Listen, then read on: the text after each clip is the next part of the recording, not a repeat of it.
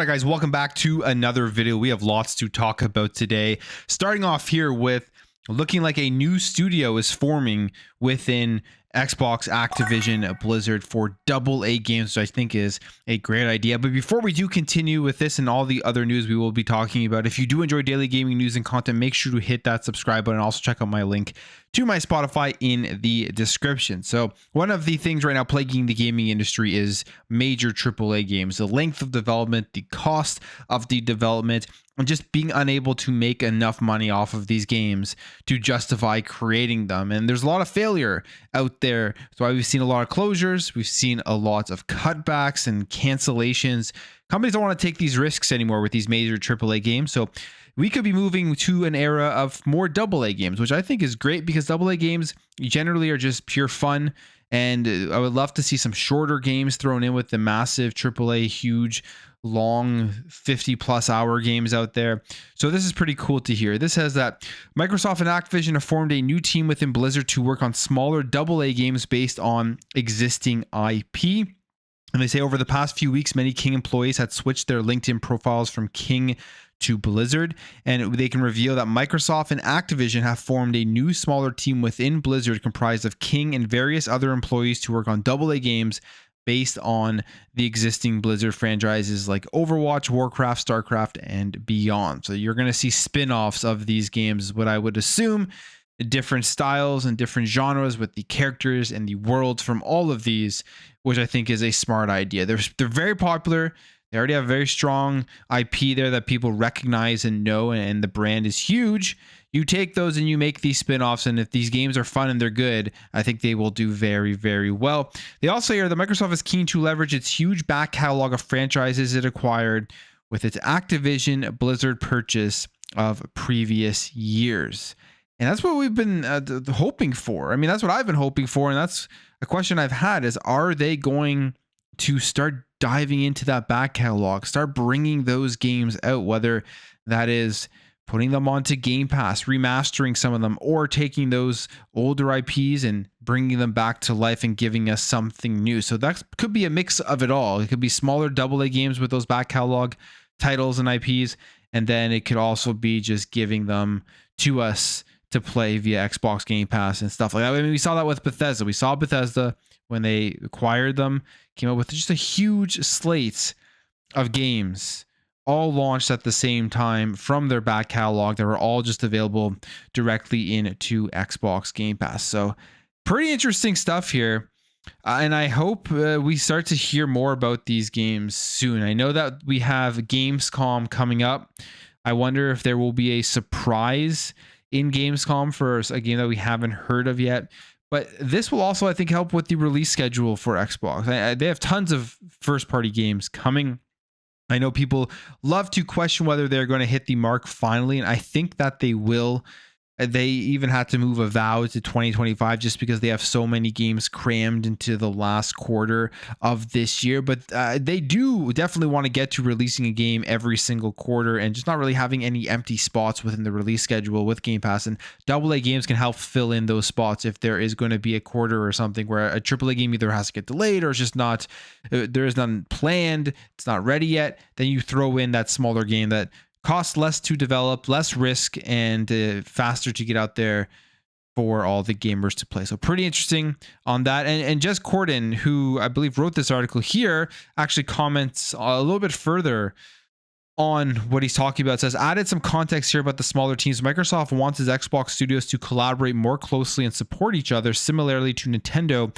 And well, how Blizzard has often operated, the coalition has also been known to be supporting teams like Undead Labs, etc. And like Tom Moore noted in his newsletter, Microsoft has been trying to bring its teams physically closer together. And we kind of heard about this way back again when they acquired Bethesda, was getting those teams to work together, being open to the current first-party studios that were at Xbox before they acquired Bethesda to lend a hand, lend their help to Bethesda and the other way around.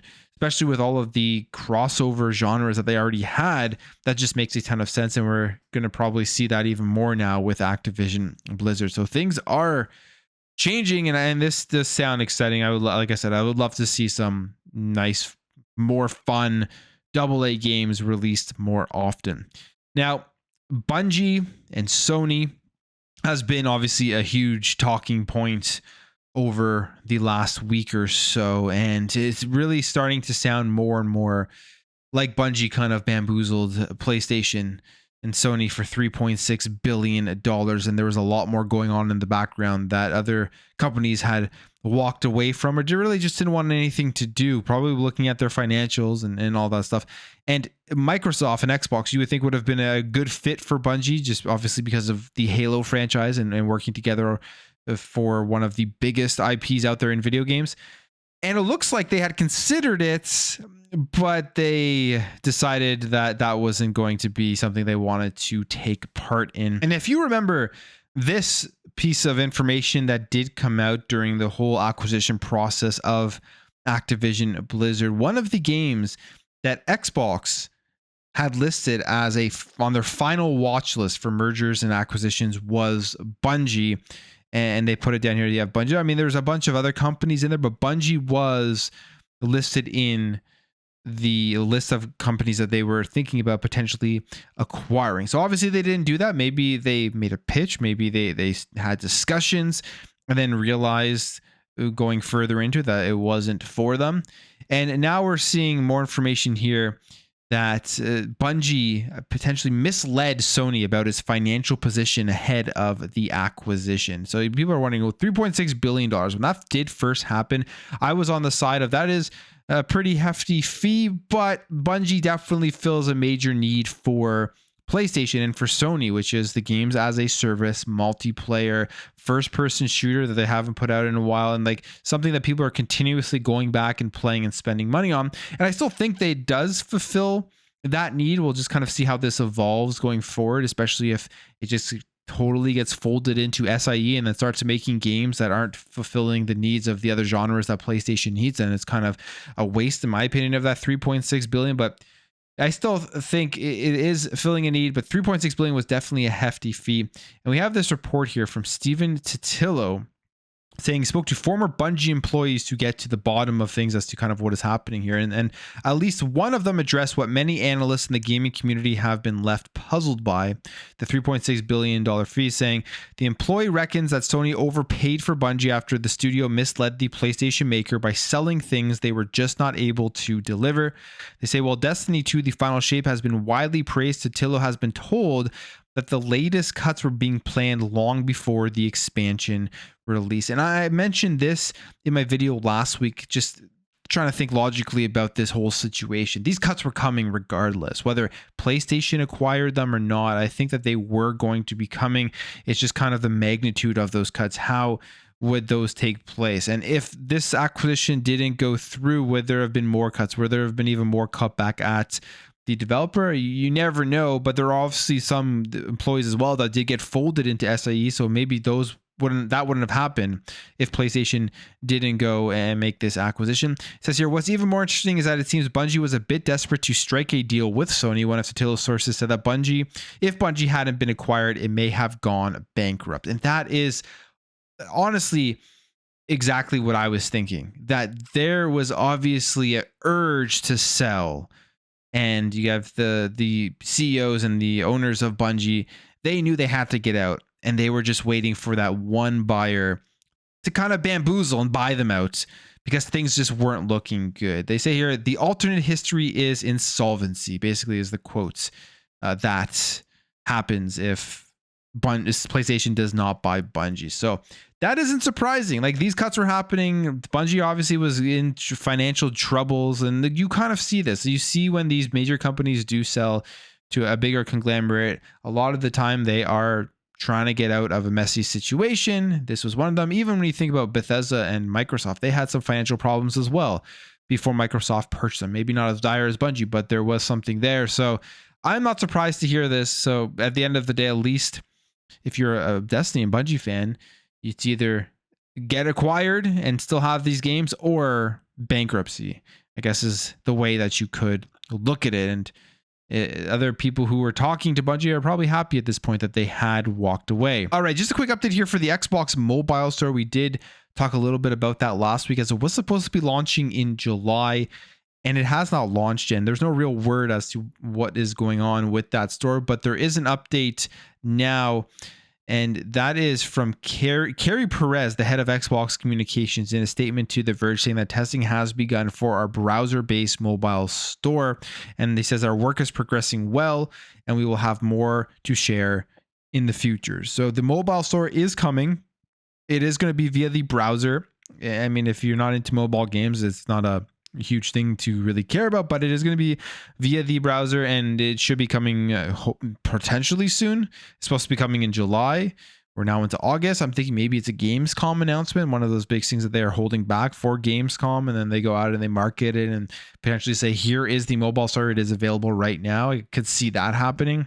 We'll see how this evolves. I'm most interested, though, about this when there's actually an app or some sort of store that can directly compete on a phone rather than just going through the browser with the Apple and Google store. If that's ever something that will arise, that will be the most interesting thing to see, especially because of the huge games that Xbox does have in the mobile gaming market with the Candy Crushes and the Call of Duty mobile. I mean, those things are massive. They bring in tons of money, and it will definitely draw people to the ecosystem who love to play those games. Now, Call of Duty Black Ops 6 is coming out this year. A lot of people are excited for it, and now we're seeing tons of leaks pop up, and I think they've been taken down at this point. I know from the videos that I had seen on X, going back to look at them again when trying to make this video, they had all been copyright and removed. And if you wanted to check out like the multiplayer map, some gameplay running around the map and everything, that was all being shared online. In fact, this is the content specifically that they were sharing. It was the gunsmith menu, in-game gunsmith menu, a list of the multiplayer maps as well as perks, and also footage of the game's new movement, which is the Omni movement, which is kind of like the big selling point for this year's Call of Duty, where you can dive around in every single direction, and it'll be interesting to see how that affects the game and how people play. It looks pretty cool from what I have seen, but one of the things that got people talking was just how bad it looked graphically. It did not look polished at all, and the reason that it did not look polished was because it was gameplay being shown, I believe, off a jailbroken PlayStation 4. So it wasn't the current generation version of the game. It was the last generation, and it looked like a last generation game.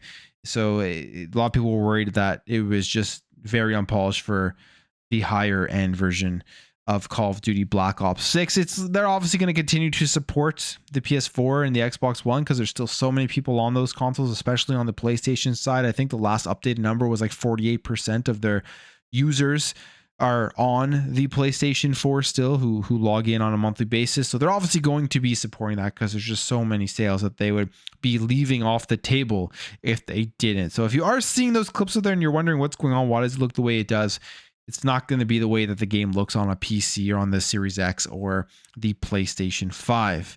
Now, we also got a showcase for some cool games that if you've played the sequels for some of these, like Wreckfest, the very fun game, but THQ Nordic had their showcase, and here's the stuff that they did announce. You had Wreckfest 2, Titan Quest 2, Gothic 1 Remake, Disney Epic Mickey Rebrushed, Space for Sale, The Eternal Life of Goldman, and then there was a Darksiders teaser, and finally an unannounced Tarsier Studios project teaser. More will be shown off at Gamescom opening night live, but I think a lot of people are excited about Darksiders. They're bringing this back because THQ again did tease that this is returning, and they say here at the end of its recent THQ Nordic Digital Showcase, a teaser trailer revealed that Darksiders is returning in some form, and the teaser shows that Shard Cancel from the series, who shout "Horseman" before the phrase "Be prepared to ride again" is shown. And I mean, that's really all that they do. You could see it's just like a 51-second teaser for Darksiders, but it's a lot of people are excited about this. The last game I believe they released, as I mentioned here, Darksiders Genesis, was in 2019. I played that game. It was pretty fun. It was a top-down spin-off of the game, but overall a good time. So now if we can get a brand new entry into the series, into the mainline series, I'm all for Darksiders. Those games are definitely fun to play. But I'm going to end the video there, guys. If you did enjoy this video, make sure to hit that thumbs up. If you're new here, hit that subscribe, and I'll catch you guys in the next video.